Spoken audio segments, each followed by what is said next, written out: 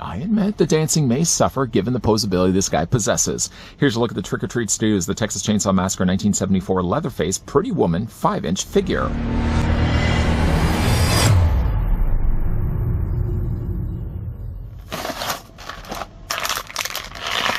Who will survive, and what will be left of them? Trick-or-Treat Studios is proud to present the officially licensed The Texas Chainsaw Massacre 1974 Leatherface Pretty Woman 5-inch figure. From the infamous 1974 film that changed the face of horror comes the Texas Chainsaw Massacre official 5-inch Leatherface action figure. Leatherface features chainsaw-wielding action. Just squeeze his legs and let the saw fly. Leather's all dolled up and ready to go, but before we squeeze his legs and let him go, we're going to take the tape measure and see how tall the figure stands. Having just recently looked at the slaughter masked Leatherface of the same scale, of the same size, and from the same company, we're now moving our focus over to the Pretty Woman. Good news, though, is if you guys are interested and would like to get your hands on these, they're available right now on Trick-or-Treat Studios' website for $24.99. For the fact that we get a figure this size and the fact that it does have a gimmick, I don't think $24.99 is a bad price at all. Back, though, to measuring, if I can get things going. Yeah, you're looking at Pretty Woman Leatherface standing 5¼ inches in height, or working out to be about 14 centimeters tall. Obviously, for comparisons, I can bring in the earlier looked at Slaughter Mask Leatherface. It's a pretty similar size, although looking at the Slaughter Mask, it does seem, though, like he's a tad bit taller. Now, as we had done with the Slaughter Mask release, let's bring in some other examples as well of things that you can actually scale if you've already been collecting things from Trick-or-Treat Studios. Like, for example, here's Otis B. Driftwood from House of a Thousand Corpses. And I suppose while we're also sticking with House of a Thousand Corpses, why not let him loose? Here's also what they look like with Earl Firefly, or better known as well as the Professor. Packed with Leatherface is the Poulin 245 chainsaw, although in some of the scenes the Poulin 306A was also used.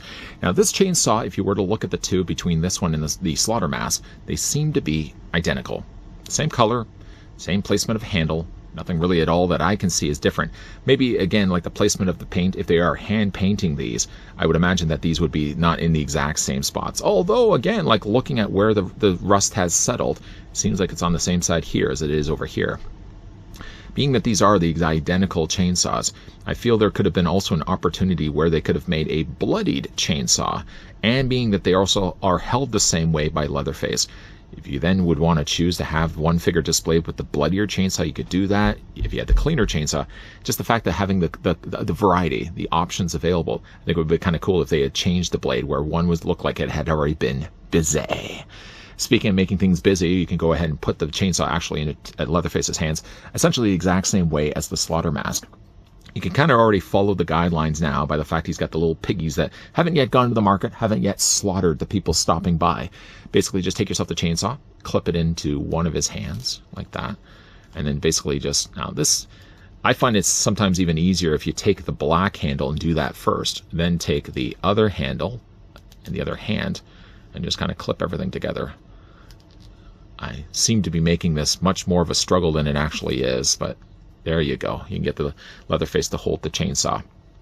Now, it essentially works the exact same way as the Slaughter Mask. When we looked at the Slaughter Mask, I'm going to bring him in right now, what it was really that you would squeeze the legs together and would bring his arms up. Right now, it looks like he's actually dancing. Kill you, kill you.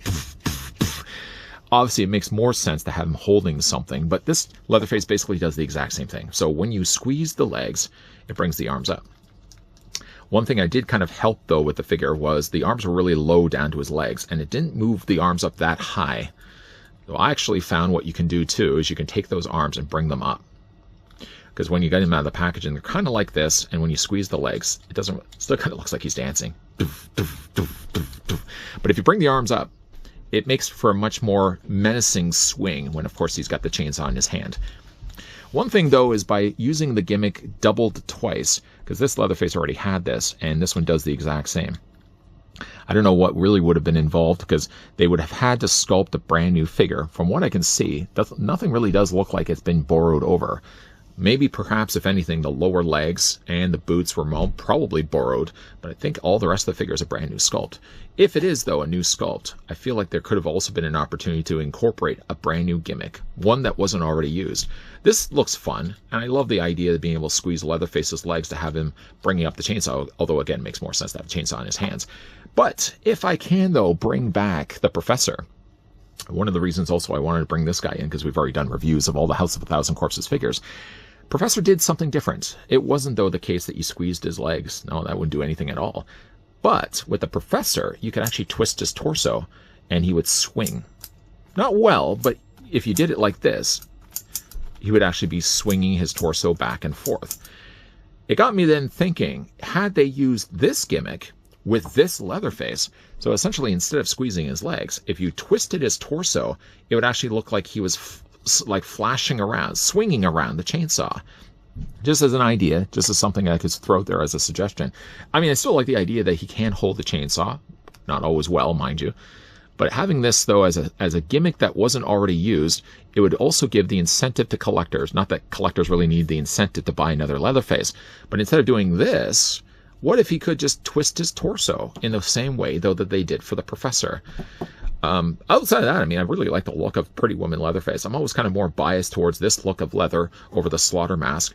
Getting a closer look, speaking of the mask, it is definitely a different sculpt. Here's what he looks like with the Slaughter mask, so you guys can see. There's more overhang down below. He's a little more paler and gray. And, oh yeah, he's also got mascara and lipstick. Both the head sculpts look really good on these figures. If you like that kind of vintage style that they've come out with, boy, oh boy, this Leatherface knocks it all out of the park. Everything that I would really want for a gimmicked figure of a smaller scale Leatherface, this guy does well.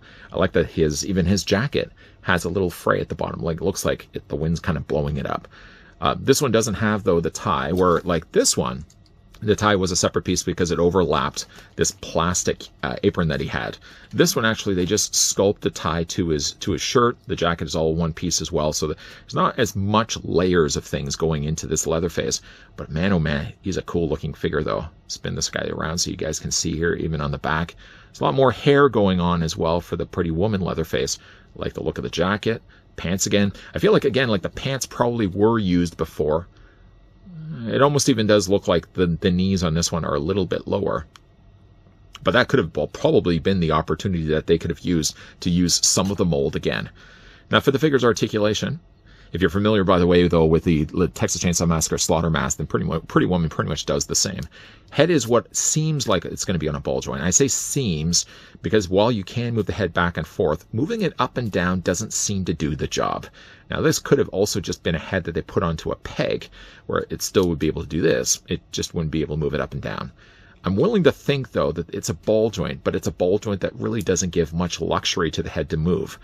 Now, these arms also do move, but again, the more you move them up, like this, for example, it just is going to change where he's going to be angling the chainsaw. So realistically, again, you can put them over his arms as well, over his head, and you can flail around the chainsaw that way too.